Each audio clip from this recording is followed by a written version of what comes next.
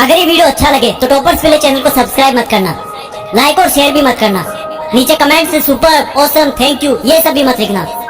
अगर कर सको तो अपने अंदर आधे एक आग जरूर पैदा कर लेना, जो तब भी जलती रहेगी जब तुम्हारी जिंदगी भुसने के कगार पर खड़ी होगी। तुम्हारी चिता की आग से भी कई गुना प्रचंड होगी ये आग। चिता की आग तो एक शरीर को मिटा सकती है, लेकिन अगर दिल में आग लगा ली तो पूरी दुनिया में आगे आने वाली सदियों तक तुम्हारा नाम चमकाने की ताकत होगी तुम्हारे पास। तो फिर ये पढ़ाई लिखाई ये कोई तोप नहीं है जो तुम्हारी सीने को छल्ली कर देगी। याद नहीं रहता।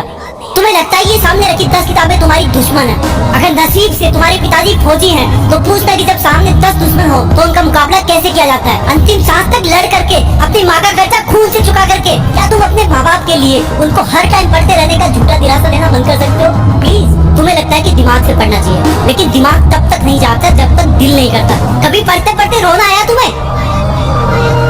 कभी पढ़ते हुए आंखों के नीचे रखा पेज गिरने वाले आंसू की वजह से खराब हुआ है? कभी इमोशनल होने के बाद सिर्फ ये ख्याल आया कि मुझे अब दुनिया से कोई मतलब नहीं है और बस मुझे पढ़ाई करना है? अगर दुनिया में सबसे मुश्किल और रिस्की काम है तो वो है अपने बच्चों की अच्छी लाइफ के सपनों के लिए खुद के सपने छोड़ देना, क्योंकि पेरेंट्स को नहीं पता होता है कि उनके बच्चे उतनी मेहनत नहीं कर रहे होते जितना उनको लगता है। और अगर उनको लगता भी है ना तो वो इसलिए ज्यादा नहीं डांटते कि कहीं बच्चे हमारी स्ट्रेस में ना चले जाए डांटने के बाद। इससे भी ज्यादा मुश्किल काम है बच्चे के सपनों को मजदूरी करके पूरी करना, खेती करके पूरी करना। लेकिन फिर भी हमारे माँ बाप खुशी खुशी वो सब काम करते हैं जो वो नहीं चाहते कि हम सपने में भी करें। क्योंकि जब मैं अपनी मासूम सी भोली सी शक्ल लेकर उनके सामने जाऊंगा और बोलूंगा कि पापा थोड़े पैसे चाहिए, किताबें लानी है, तब उस वक्त वो बिल्कुल नहीं चाहेंगे कि मुझे उनकी बेबस आंखों की तरफ देखने का एक सेकंड भी मौका मिले, क्योंकि उनकी आंखों में बहुत कुछ देखा है, बहुत कुछ देखा है। और वो बिल्कुल भी नहीं चाहते कि उनकी आंखों में हम वो सब देख पाए उनकी तरह। काश कि इतना विश्वास तुम्हें अपने इरादों पर भी होता जितना विश्वास वो तुम पर करते हैं। आज मैं अपने पापा को खेत में पीने का पानी पकड़ाने गया। वो सुबह से खेत में काम पर लगे हुए थे।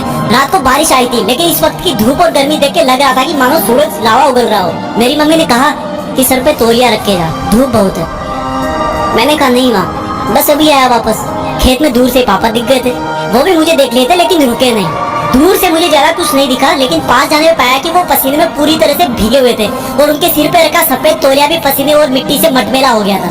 मैंने पानी का जग दिया और उन्होंने वो खड़े खड़े पी लिया। जब मैं वापस लौटने के लिए पीछे मुड़ा तो मुझे अपने कंधे पर कुछ रखे जाने का एहसास हुआ और वो बोले, लगता है तुम्हारी माँ ने आते देखा नहीं तुम्हें, मेरा ये तौलिया सर पे डालना, बेटा धूप बहुत है। थैंक गॉड मैं उनकी बात सुनने से पहले ही मुड़ चुका था, नहीं तो मेरी आंखें इस एहसान को उठा नहीं पाती। पापा ने मुझको तौलिया नहीं, एक बहुत बड़ी सीख दी थी कि जिस काम को वो कर रहे हैं वो कभी नहीं चाहते कि वो काम मैं भी करूं। और मैंने अपने आप को चेतावनी दी कि मैं कर क्या रहा हूँ। 10 किताबों को सामने रखे मेहनत करने का ढोंग रचा करके। हमारे दिमाग में जो लड़के लड़की वाला घुटरगु चलता रहता ना हर टाइम, ये सब उम्र का खेल है। हर कोई पैदा होता है, बड़ा होता है और फिर बूढ़ा होकर मर जाता है, लेकिन फिर भी पूरी उम्र उसको ये लगता है कि मैं तो हमेशा जिंदा रहूंगा और बस इस धरती के लग्जरी और सुखों में लग जाता है। और एक्सक्यूज सुनो, फिर एंटरटेन भी तो जरूरी है, मूवी भी ना देखूं क्या?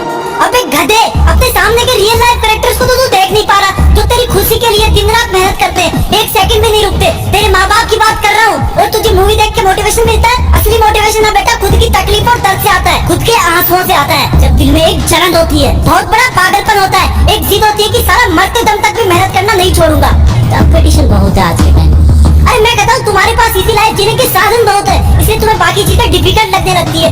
एग्जाम में तो हर टाइम ऊपर वाले को याद करते हो। मत करो इतनी पूजा, भगवान को भी इतनी फुर्सत नहीं है सुनने की।